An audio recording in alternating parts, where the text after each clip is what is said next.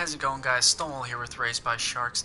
Today, with Deviljho being released, we're going to take a look at all of his gear, and we're going to show you which ones are worthwhile the most, so that way when you hunt Deviljho and you get those rare gems, you know exactly which weapons are worthwhile putting it into, and we're also going to show you the armor. Now, when we show you the weapon stats, we're going to show you all of the stats, but we're also going to use the Trog Zone True Raw Calculator to tell you what the final attack would be before you put anything into it, so that way you know, compared to other weapons, which ones are really worth the most. We're going to go ahead and get started on the Greatsword here. The Anguish is Rarity 7 with 1104 attack, negative 30 affinity, 240 dragon, high Elder Seal, and 2 augmentation slots. Its final attack on the True Raw Calculator is 255, which is pretty good for a starting point. Next up is the Sword and Shield Fatal Bite.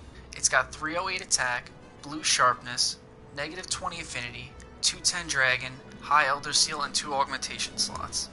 On the True Raw Calculator, it has a final attack of 251, which is pretty good for a Sword and Shield, and remember that it's got the 210 element and high Elder Seal, which is more effective on a fast weapon like Sword and Shield. So overall, the Sword and Shield is actually pretty decent. Next up, we have the Hammer Devil's Crush. It has 1196 attack, blue sharpness, negative 30 affinity, 210 dragon, high Elder Seal, and 2 augmentation slots. Its final attack value is 255, but out of the hammers it's actually one of our favorites, and we think that straight out of the box it could place in the top 3 hammers in the game right now. The Lance is called the Fiendish Tower. It has 529 attack, blue sharpness, negative 25 affinity, it has 210 dragon, Elder Seal high, and a final attack of 259. The Terror Tyrannus Switch Axe has 770 attack, blue sharpness, negative 25 affinity, 180 dragon, Elder Seal high, and 2 augmentation slots. It comes in at a 248 final attack, meaning it's not that great of a switch axe in our opinion. The Insect Glaive is Grunge Storm with 682 attack, blue sharpness, negative 25 affinity, 210 dragon, Elder Seal high, 2 augmentation slots, and a final attack of 248. So for the Insect Glaive is okay, and it's actually one of the nicer looking weapons once you get it and you zoom in on it. I've seen it in person. It's actually pretty nice looking and the stats are okay. So we're going to skip over the gunner weapons for the end and go straight to Longsword. The Longsword is the Reaver Calamity with 759 attack, blue sharpness, negative 25 affinity, 210 dragon, Elder Seal high, and 2 augmentation slots. It has a final attack of 259, which is pretty decent, but it still can't beat out this workshop weapon right here. The Wrathful Predation Dual Blades have an attack of 308 with blue sharpness, negative 20 affinity, 180 dragon, Elder Seal high, 2 augmentation slots, and a final attack of 251. Dual blades are very elementally oriented, so if you're going to be using dual blades to go against something that's weak to dragon attack, this is probably going to be one of the strongest ones you can work with. So out of the Deviljho weapons, the Hunting Horn is probably our favorite one. It has 924 attack, blue sharpness, negative 30 affinity, 240 dragon, high Elder Seal with 2 augmentation slots. But the reason we think it's one of the best Deviljho weapons, and arguably one of the best hunting horns in the game, is because its melodies give you self-improvement, attack up large, health boost, wind pressure negated, and defense up large. Those are perfect for buffing your team for tough hunts, as well as the fact that self-improvement can now stack with attack up large, making you be able to deal a lot of damage as well as your team, and you're going to constantly be giving them great buffs. And out of the Elder Dragons, most of them will have wind pressure, like Teostra when he slams down, or obviously Kushaladora, so wind pressure negated is actually pretty useful. The Insatiable Gun Lance has an attack of 529 with blue sharpness, negative 30 affinity, 240 dragon, Elder Seal high, with shelling type long, level 3. It has 2 augmentation slots, and overall has a final attack value of 255, making it one of the better gun lances in the game. The Oppressor's Charge Blade has 792 attack, blue sharpness, negative 25 affinity, 210 dragon, Elder Seal high with a power element file. It also has 2 augmentation slots and a final attack of 248.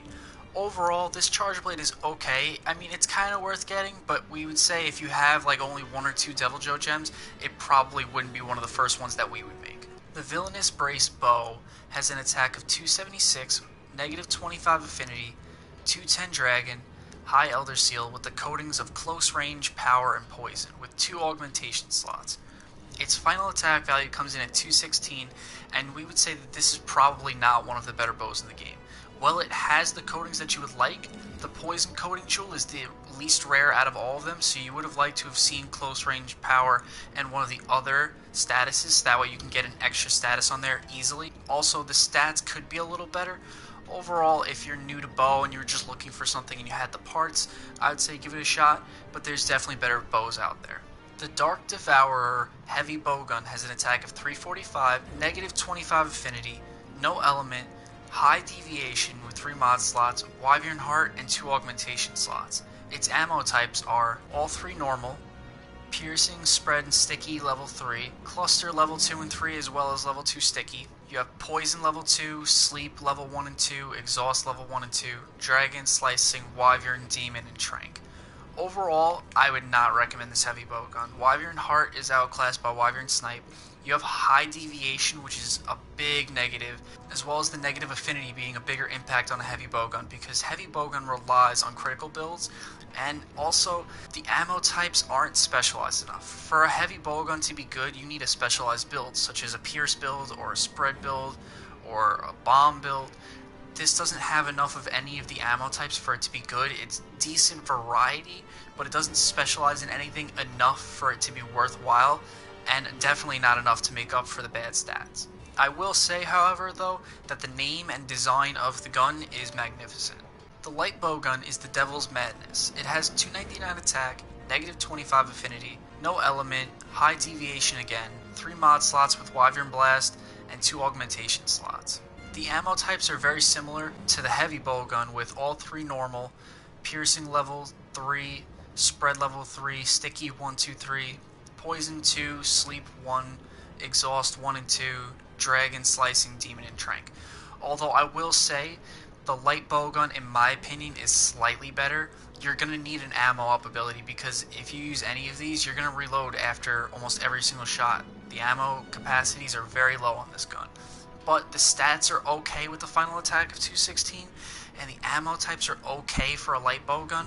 But honestly, light bowgun's in such a bad place right now compared to bow or heavy bowgun, and the fact that you would need ammo up and you would need to mod in deviation slots means that you probably could find a better light bowgun or just a better ranged weapon to begin with. So when we get into the armor, I'm going to start by saying the Deviljho set has no set bonus, which is a major disappointment for a lot of players, and the individual skills aren't that great, nor are the slots. So if you look on the left, there's the Deviljho A.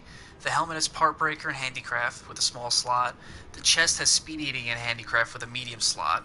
The gauntlets have no slot with Latent Power 2 and Part Breaker. The waist has a small slot with Latent Power and Handicraft.